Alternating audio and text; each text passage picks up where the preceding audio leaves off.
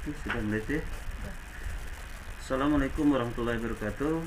Anak-anak, apa kabar? Semoga selalu dalam keadaan sehat walafiat.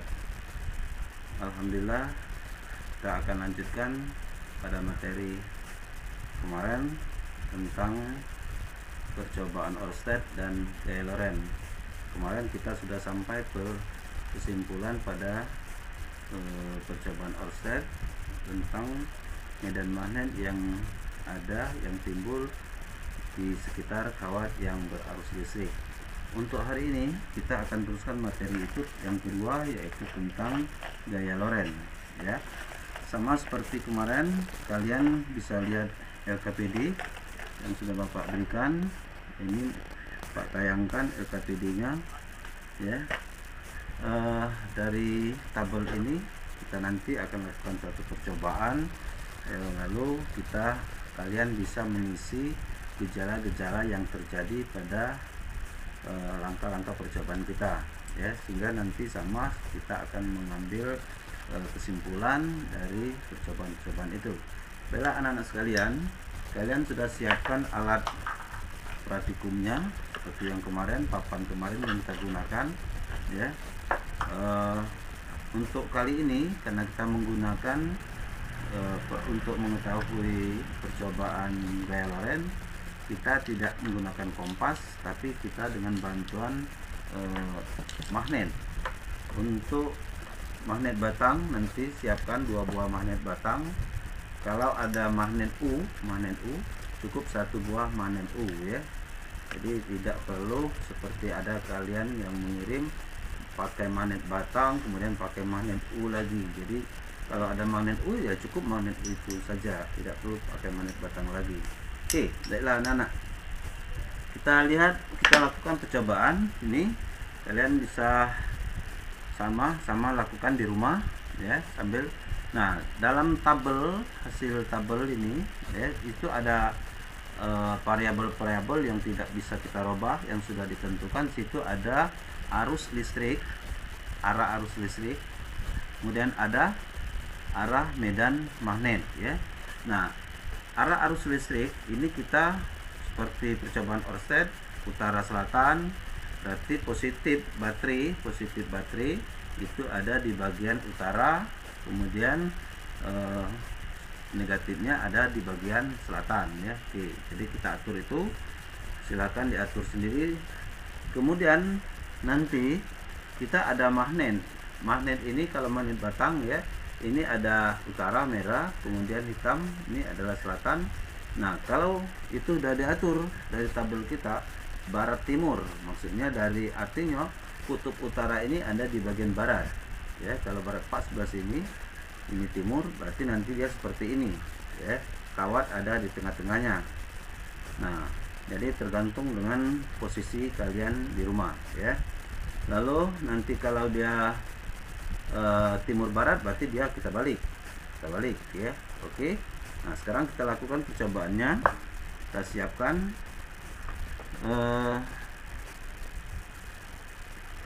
oke, ini mantap. Kameranya bisa enggak?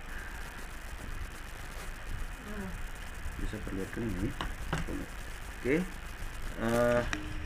Yang pertama itu kan arus.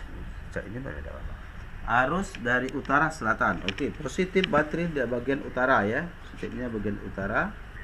Oke, utara sebelah sini Pak. Kemudian ini selatan. Jadi utara ke selatan. Oke. Nah, lalu kita ambil dua magnet itu kita letakkan di antara kawat ya, di antara kawat. Jadi seperti yang pertama barat timur, berarti ini bagian barat, kemudian bagian tangan kiri Pak barat, lalu Pak letakkan bagian barat, kemudian ini selatan ya, selatannya di timur. Nah, seperti itu. Oke. Nah, ini alatnya sudah Pak susun seperti ini. Kita tinggal menyambungkan ya. Ini ketika off. Lalu yang kita amati adalah gejala yang terjadi pada kawat. Coba oke. Sudah susun semua? Oke, sudah ya. Nah, sekarang perhatikan, begitu kita on kan on kan, amati pada kawat. Nah, oke, kelihatan pada kawat kamu. Nah, ini jelas ya, pada percobaan Pak jelas bahwa kawatnya terdorong ke atas ya. Kawatnya terdorong ke atas. Boleh kalian isi pada tabelnya. Yang pertama, kawatnya terdorong ke atas. Oke. Yang kedua situ arus tetap utara selatan, kemudian medan magnetnya yang kita rubah. Berarti medannya dari tetap ya. Barat timur itu timur barat ya. Oke, sebentar. Itu tabel yang kedua itu salah. Tabel yang kedua utara selatan, arah arus, arah medannya dari barat timur. Kemudian yang kedua itu sebenarnya timur barat ya, timur barat. Oke. Jadi dibalik timur barat. Jadi baterai magnetnya dibalik. Berarti merah ini ada di bagian timur, sedangkan hitam selatan ada di bagian barat. Oke. Nah, udah kita siapkan, lalu hubungkan lagi arus. Oke, arus. Nah, tuh kelihatan ya. Coba Anda perhatikan, begitu kita hubungkan untuk mana ya pemancar ya, sebaiknya betul-betul kawatnya itu berada di posisi atas ya, di tengah-tengah magnet ya. Lalu kita hubungkan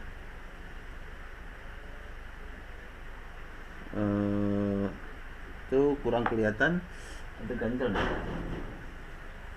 ntar.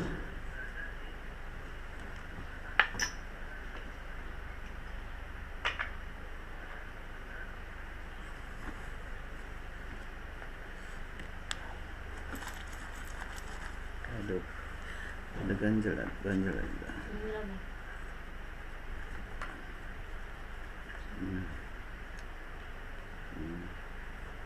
Kurang tengah-tengah dia. Oke, jadi arah arus dari utara ke selatan, kemudian arah medan magnetnya dari timur ke barat ya. Lalu kita hubungkan nah tuh, aduh, arus baterainya goyang. Nah,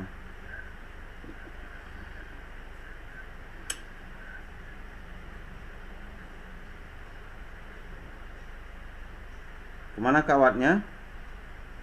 Kawatnya terlihat kok susah.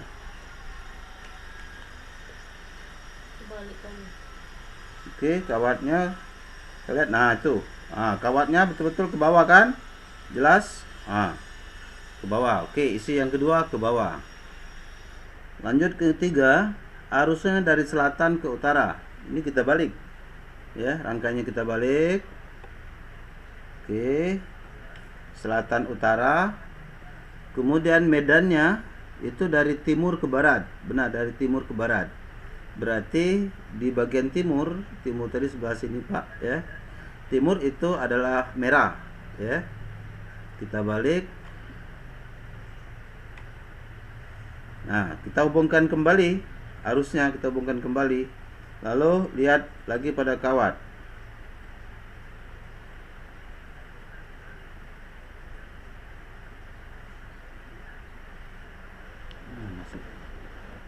Oke,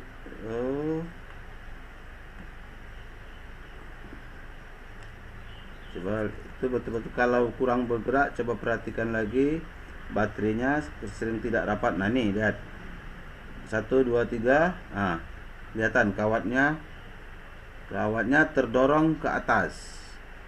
Jadi kawatnya terdorong ke atas. Oke. Lalu kita yang keempat, tetap arusnya selatan utara, kemudian medannya dari barat ke timur.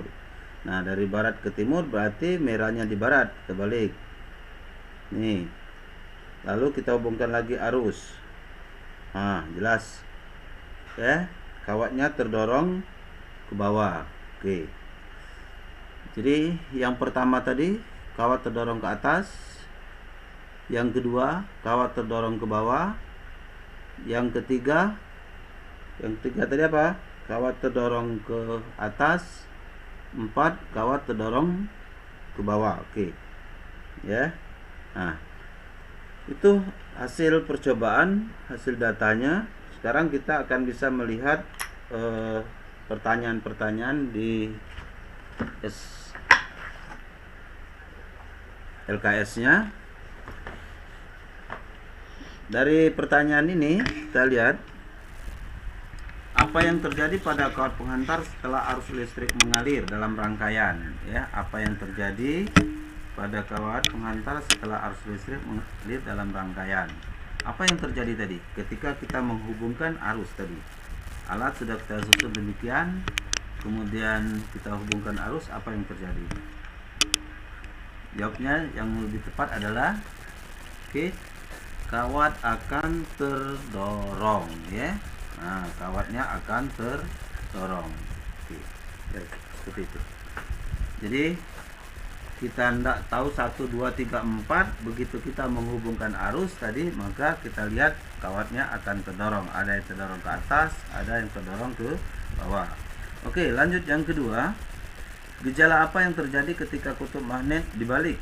Nah, tadi magnetnya balik, itu barat utara, ya, ke barat timur, kemudian timur barat. Nah, apa yang terjadi? Terdorongnya kawat pun berlawanan arah. Oke. Lalu yang ketiga, apa yang terjadi setelah aliran listrik dibalik? Nah, kita anggap, coba lihat saja nomor 3 dan 4. 3 dan 4, ya. 3 itu arusnya dari utara selatan, medannya barat ke timur. Yang terjadi apa tadi? Timur barat, timur barat. Kawatnya ke bawah. Lalu kita ambil yang berikut, arusnya dari, supaya yang timur barat juga, arusnya dari selatan ke utara. Kemudian medan magnetnya kita ambil misalnya yang barat timur, ya. Yang dibalik apa nih? Medannya, medan magnetnya yang dibalik, ya. Nah, kalau medan magnetnya yang dirubah, apa yang terjadi setelah aliran listrik? Aliran listrik. Kita ambil contoh pada kegiatan berapa? Kegiatan, ya, 2 dan 3 bisa. Utara selatan, selatan utara. Sedangkan medannya dari timur ke barat semuanya, timur ke barat, timur ke barat. Nah, apa yang terjadi? Kalau tadi timur barat untuk percobaan 2 kemana? Ke bawah. Kalau yang ketiga, arusnya dari selatan utara, itunya tetap medan magnet tetap timur ke barat, dia kemana? Ke atas, ya. Nah, jadi juga yang menyebabkan terdorongnya kawat juga berlawanan arah. Oke, sama. Lalu catat dan simpulkan seluruh hasil percobaan kalian. Dari hasil data yang kita peroleh pada tabel percobaan tadi, ya, kemudian dengan jawaban-jawaban yang ada pada LKPD ini, pertanyaan ini, kita bisa menyimpulkan. Sekarang kalian teliti, ya. Arus itu atur utara selatan. Medan magnet yang dikeluarkan oleh kedua magnet tadi, ya, itu sudah kita atur juga barat dan timur. Ketika kawat belum kita hubungkan dengan arus, apa yang terjadi pada kawat? Tidak terjadi apa-apa. Tapi ketika kita menghubungkan dia dengan arus, kawatnya akan kemana? Kawatnya akan terdorong, ya, entah ke atas entah ke bawah tadi, ya.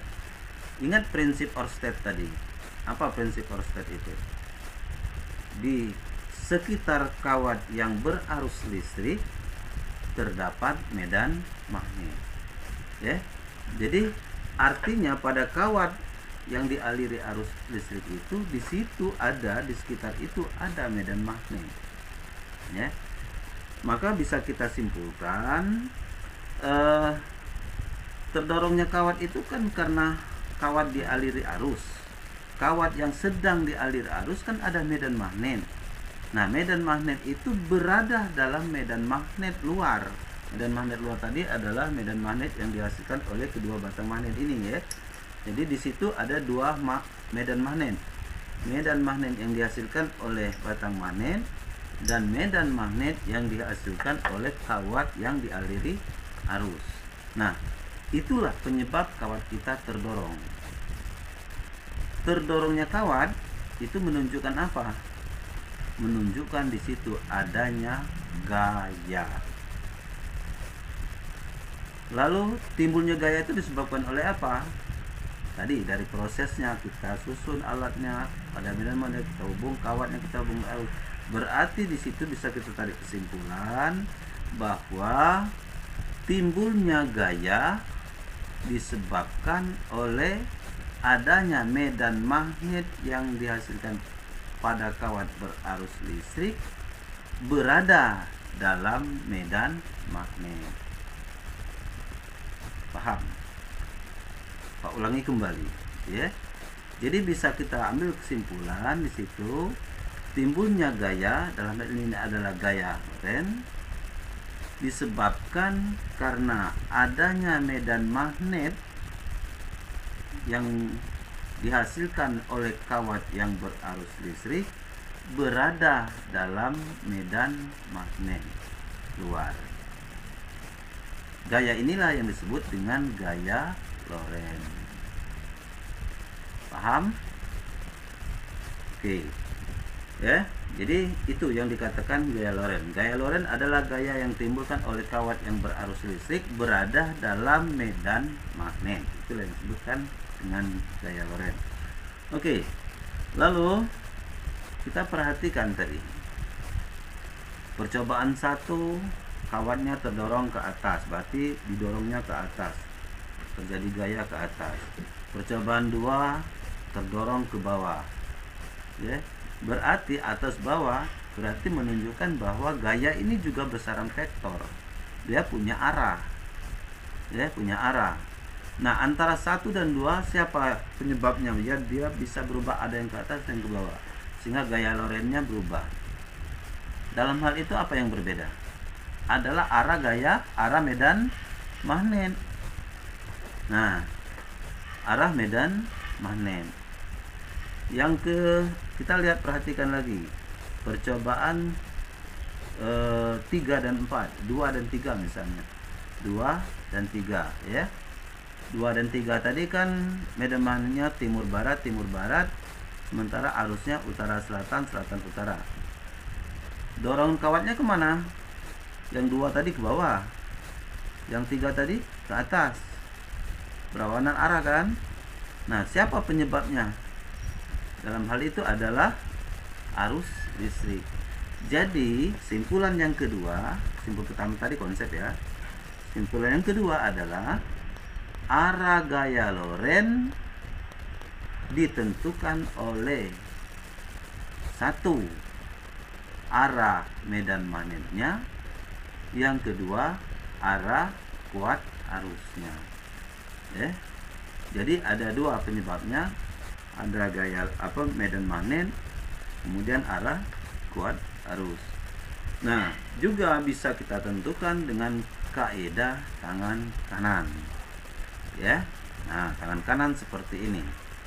Kalau tadi gaya Lorentz percobaan offset gunakan tangan kanan RCTI, ya. Kalau ini kita gunakan 3 jari, lihat. Ya, 3 jari tapi tangan kanan. Ibu jari ke atas.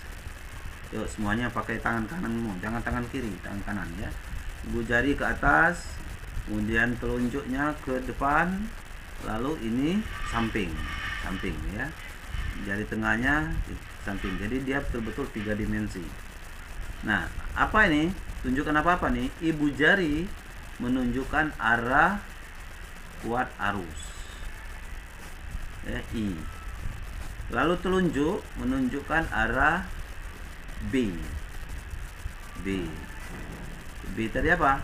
Dalam ini medan magnet yang dihasilkan oleh magnet tadi ya.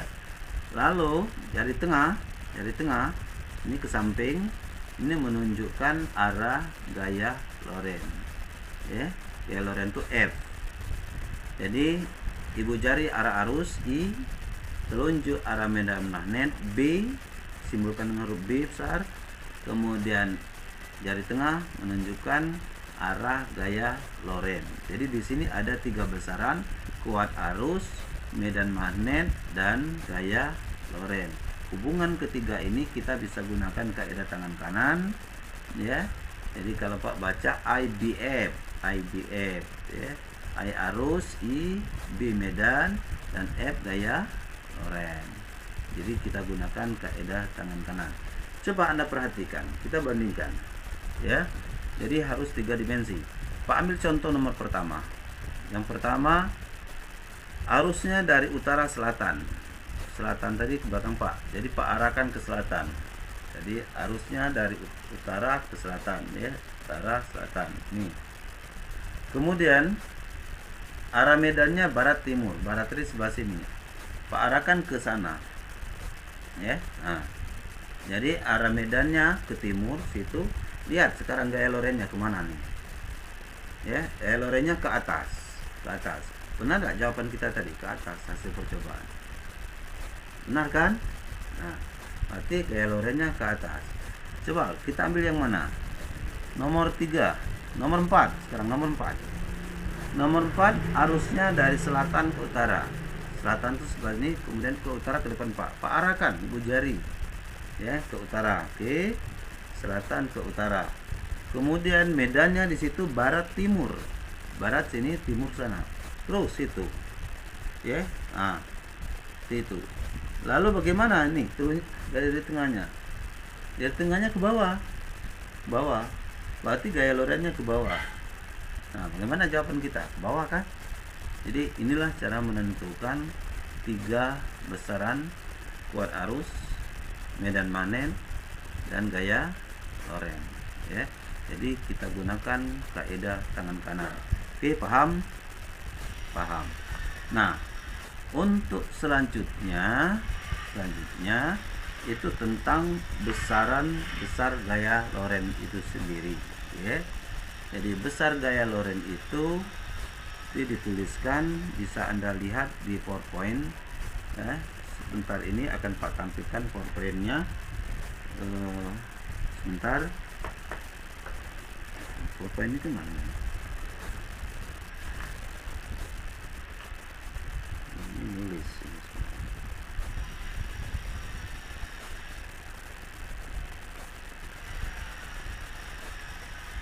Oke, ini tinggal linder, ya. Kalau merek-mereknya.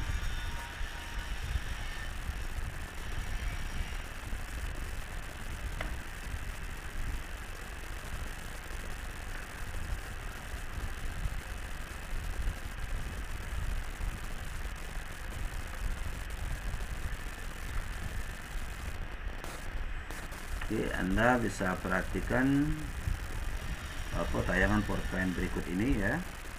Jadi oke. Nah, ini lanjut. Oke, ini kompetensi dasar kita cari. Jadi oke, ini kompetensi dasarnya. Lalu kita berikutkan indikator yang ini percobaan tadi, ya. Ini percobaan ORSET tadi yang kemarin. Jadi itu kita lihat bahwa itu konsep yang timbul di sekitar kawat yang berarus listrik. Konsep yang kita timbul ini, ya. Nah, ini di sekitar kawat yang berarus listrik, ini berarus listrik terdapat medan magnet. Medan magnet ini biasanya simbolnya adalah B, ya. Nah, ini simbolnya. Lalu berikut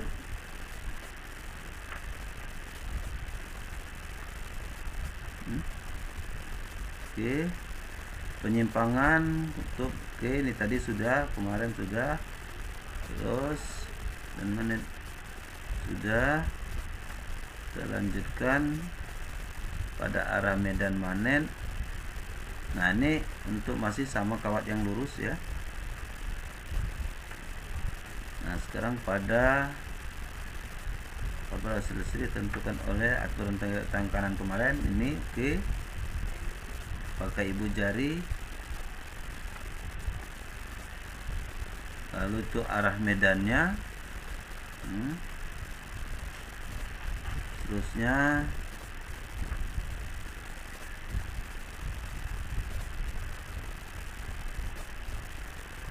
oke, ditunjukkan oleh arah keempat jari. Oke, tadi. Lalu ini untuk arah yang melingkar, sama. Untuk kawat yang melingkar sering disebut dengan solenoid ya. Nah, ini jadi arusnya ditunjukkan oleh empat jari yang tergenggam, dan ibu jari menunjukkan arah medan. Nah, ini sama seperti prinsip kita membuat magnet dengan cara elektromagnetik. Oke.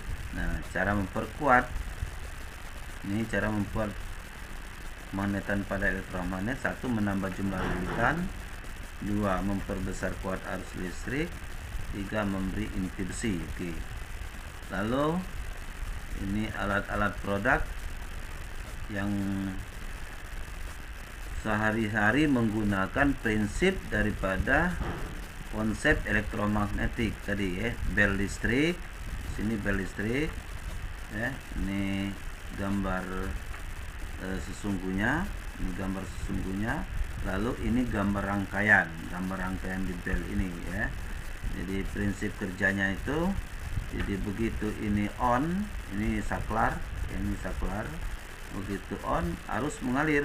Nah, ini mengalir ya, terus ke sini. Nah, lanjut ke bawah karena ini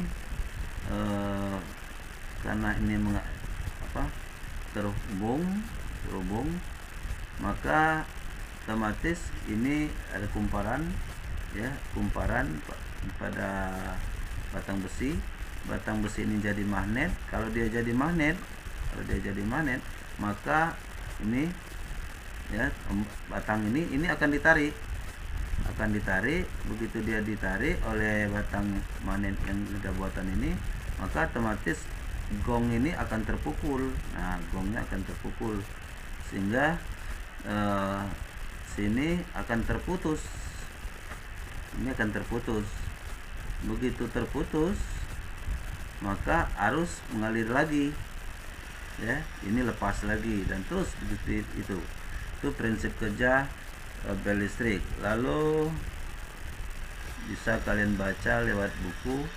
Jadi ini tadi disebut dengan interruptor ya. Sini tadi disebut dengan istilah interruptor sebagai saklar ini ya. Nah, lanjut. Ini prinsip kerjanya. Kemudian bisa kalian baca nanti. Lalu seterusnya telepon ya. Teleponnya ada dua, satu mikrofon, yang kedua ya teleponnya. Jadi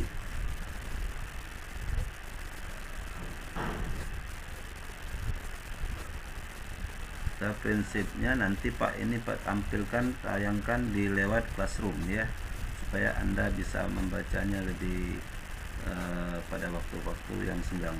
Oke. Yang ketiga, relay. Ini prinsip kerja relay. Lalu, nah ini yang sedang kita bahas ya, Jadi gaya yang muncul pada kawat berarus listrik yang berada di dalam medan magnet, itulah yang disebut dengan tadi gaya Lorentz ya. Ini mau sampai jam 2. Oke, lanjut. Nah, ini ada medan magnet. Nah, ini magnet U ya. Ini kutub utara, kutub selatan. Jadi medan yang dihasilkan oleh magnet ini dari utara, ini GGM-nya. Nah, ya. Sedangkan kawat ada di tengah-tengah ini. Lalu kawat ini ternyata setelah arus mengalir, maka dia akan terdorong. Ini kita gunakan atau simbol F ini, ya. Oke. Jadi arah gaya Lorentz dapat ditentukan dengan aturan tangan kanan. Nah, tadi ya, yang kanan tadi I, B, F, ya, 3 dimensi nih. Jadi ke atas, ke depan, samping, kiri kanan, ya. Jadi harus 3 dimensi. Kalau Pak katakan ini atas bawah, harus atas bawah, medannya utara selatan, kemudian gaya Lorentz-nya adalah barat timur, ya. Oke, terusnya itu tanda supaya Anda lebih jelas. Kemudian berikut, nah, besar gaya Lorentz tadi arahnya sudah kita gunakan kaidah juga tangan kanan. Besar gaya Lorentz sebanding dengan kuat medan magnet dan panjang kawat dan kuat arus listrik, ya. Ditulis seperti itu. Sesungguhnya ini bukan ada sin alfanya, ya. Jadi dia F bil sin alfa. Sesungguhnya sini ada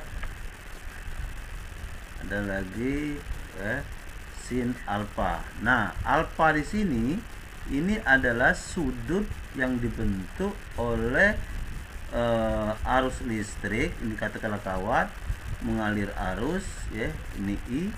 Kemudian kalau kita tadi ada kutub utara, ada kutub selatan, medan magnetnya kan begini tadi.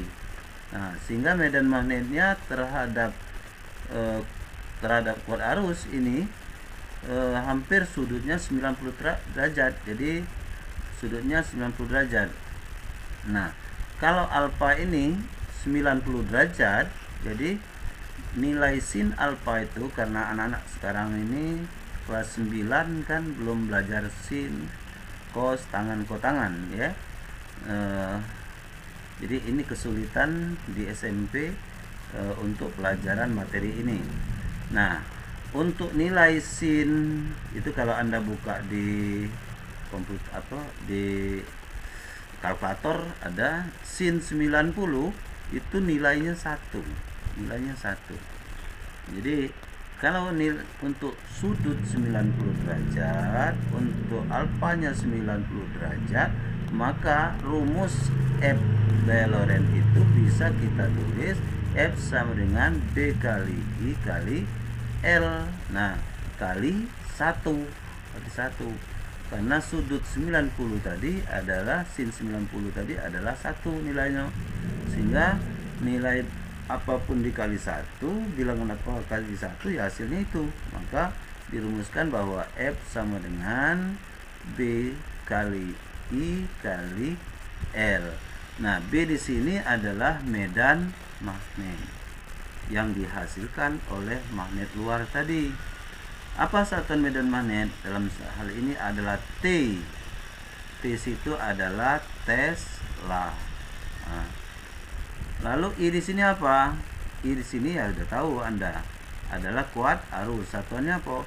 Adalah ampere. Di sini L. L ini adalah panjang kawat itu sendiri. Panjang kawat yang dialir arus tadi, ya. Panjang kita dalam satuan SI-nya adalah meter. Oke.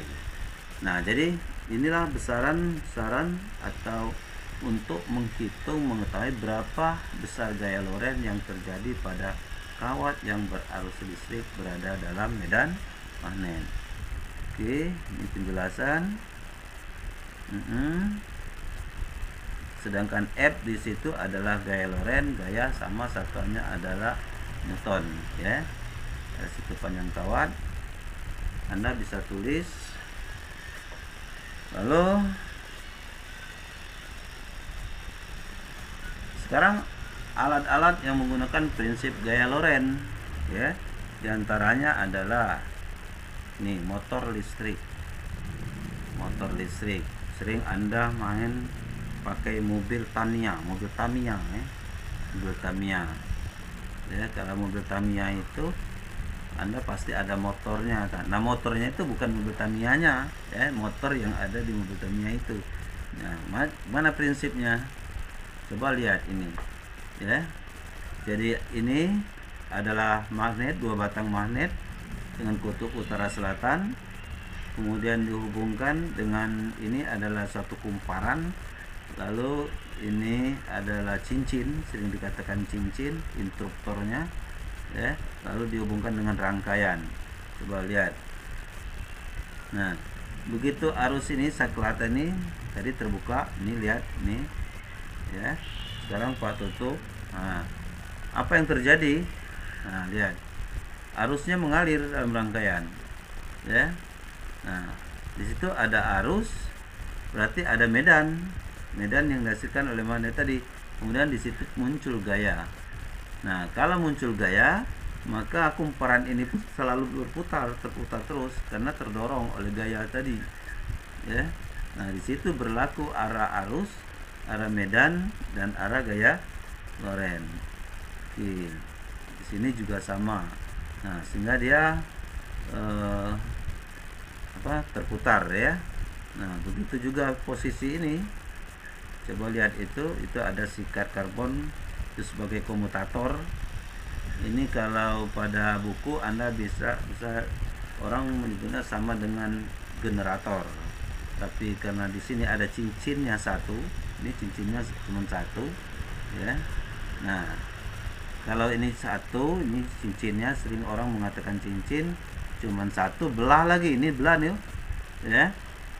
Nah, kalau dia menggunakan cincin satu belah, ini sering disebut dengan generator DC ya, generator DC. Lalu nanti ada juga namanya generator AC. Apa beda generator DC dengan AC? Ini terletak pada cincin ini sebenarnya. Kalau DC dia cuma satu cincin belah, kemudian kalau AC dia menggunakan 2 cincin. Jadi di sini ada 1 cincin lagi. Nah, sehingga arus yang dihasilkannya arus AC ya, arus bolak-balik. Oke. Barangkali sampai di sini penjelasan dari Bapak. Mudah-mudahan kalian paham ya, dapat memahaminya. Apabila kurang jelas maka silakan tanyakan Bapak apa lewat komen ataupun lewat WA, silakan. Nah, untuk selanjutnya minggu depan nanti Pak akan kasih soal-soal, kita bahas sama-sama supaya Anda mengerti betul tentang materi baik itu Oersted maupun gaya Lorentz ya.